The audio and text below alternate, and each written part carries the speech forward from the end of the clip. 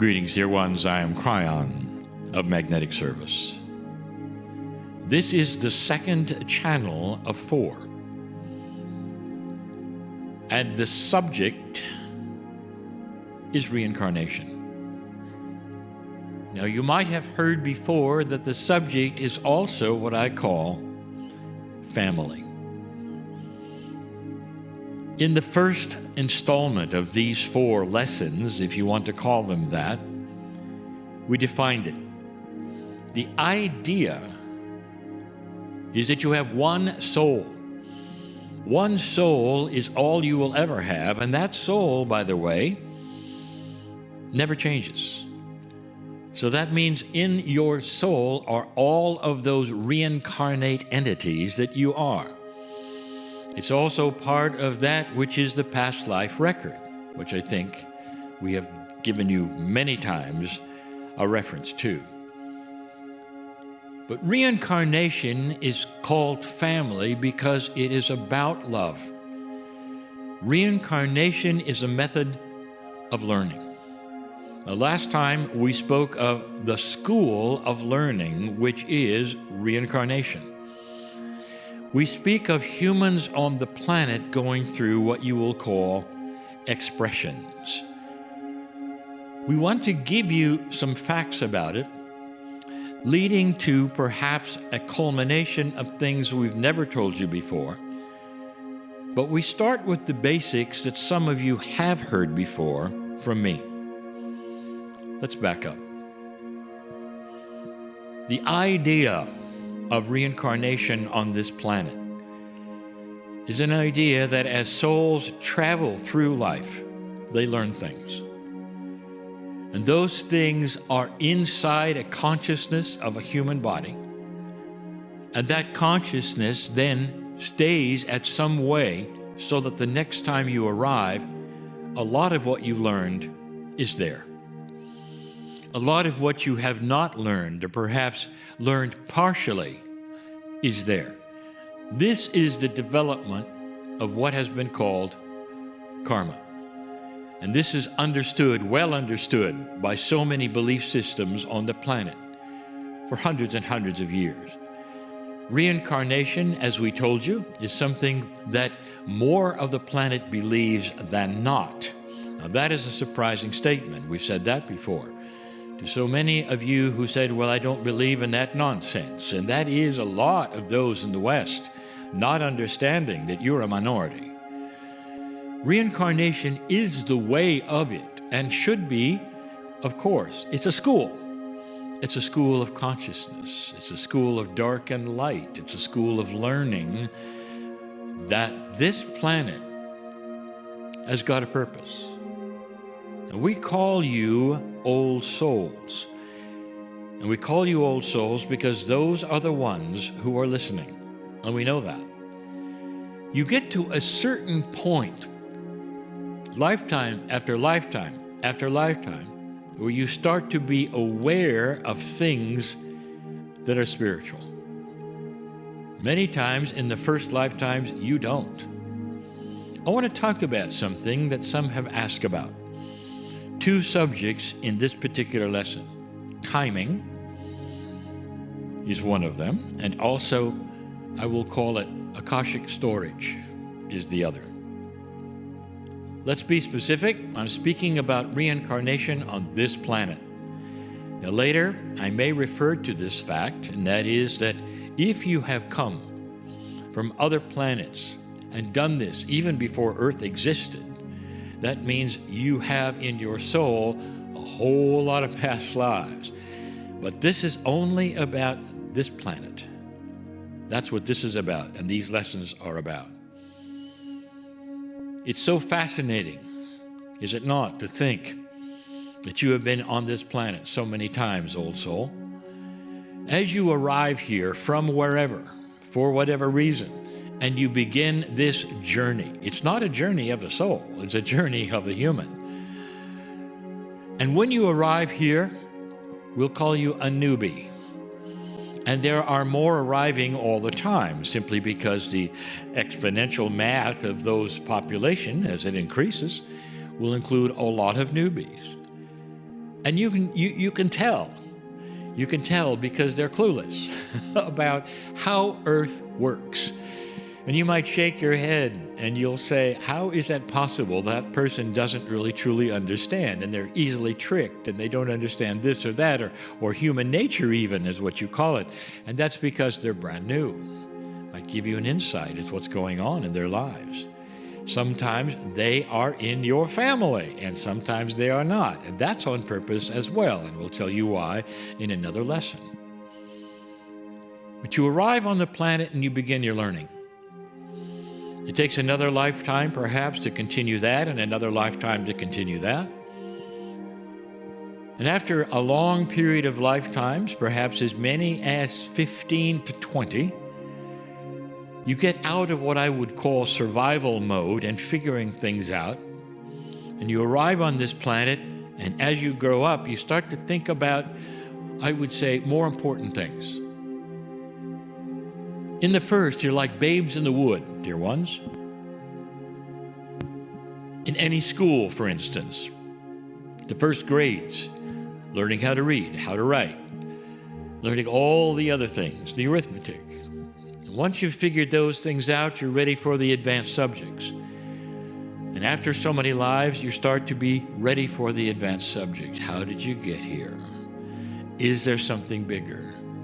Now, you may have participated in what I will call religion right from the beginning, because you probably were taught about it. But I'm not talking about that. I'm not talking about you, again, climbing into a box of what you were told God is. I'm talking about you thinking out of the box and saying, is there something bigger? And that's who's watching and listening right now. For those are the old souls who are looking at the planet and starting to realize there is something more going on here, perhaps, than ever I was told before. Now, there is a timing you should know about, and we've never really discussed this before. And this is for those who want to know how this reincarnation or this family works. You're going to find out a little more why I call it family in the next lessons. There are those who will tell you that a soul will reincarnate into another human being, another expression, after so long a period of time on the other side of the veil. They'll say that you pass over, and they'll say there'll be a number of years, and you'll come back. And in metaphysics, this has been discussed. No one really accurately knows, dear ones. You don't know because you're linear. And you figure there are rules for this and that everyone goes through the same process, and they don't. Do you really think the uniqueness of your consciousness would have one rule for everyone? When you are starting out, dear ones, there is indeed a period of years before you will come back. There are reasons for this. You're watching, you're learning from the other side of the veil before you re-enter. The more times you come into the planet, that distance or that time frame from leaving to coming back is reduced. It's reduced to such a short amount of time that there are those leaving this planet right now who will return within 3 months. Some will say, no, that can't be, Kryon. I've learned the other way around. I want you to listen. There is a new energy on the planet where old souls are needed here. We need more of them than the new ones. Therefore, there are even those who will pass early on purpose so that they can come back, be young, and grow up as an advanced old soul in order to teach the others around them. This is a timing which we really haven't discussed before with you. What do you think of that? This is a process of love, dear ones. It is for you, and it's for the comfort of the family, meaning that it makes sense that you would come back earlier so you can continue and help the planet, help those around you, help the family you're born with. This is a process of reincarnation that is not discussed, and it is not in any doctrine of any religion at all. And you're hearing it perhaps firstly here.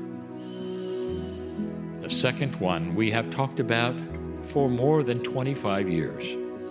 We didn't start talking about it immediately because it was an advanced concept. There's something called the cave of creation. It is inside the earth. It's crystalline in form. It's multidimensional. You'll never find it. But in there is a record of every single past life, every life you've ever lived on this planet. When you pass, you go to that place, dear ones.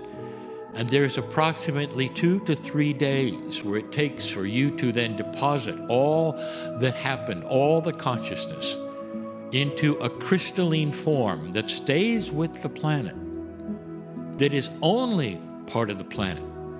So that when you come back, whether it's in 3 years or 3 months, you go there again. And at the wind of birth, we call it the wind of birth, the moment of birth, you pick up all of those attributes, your ancestries, your past life, all of the lessons, and you might say it's pasted upon you in a way that you then can continue.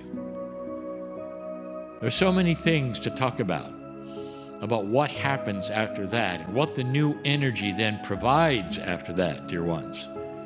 It's an amazing process and one that is filled indeed with love.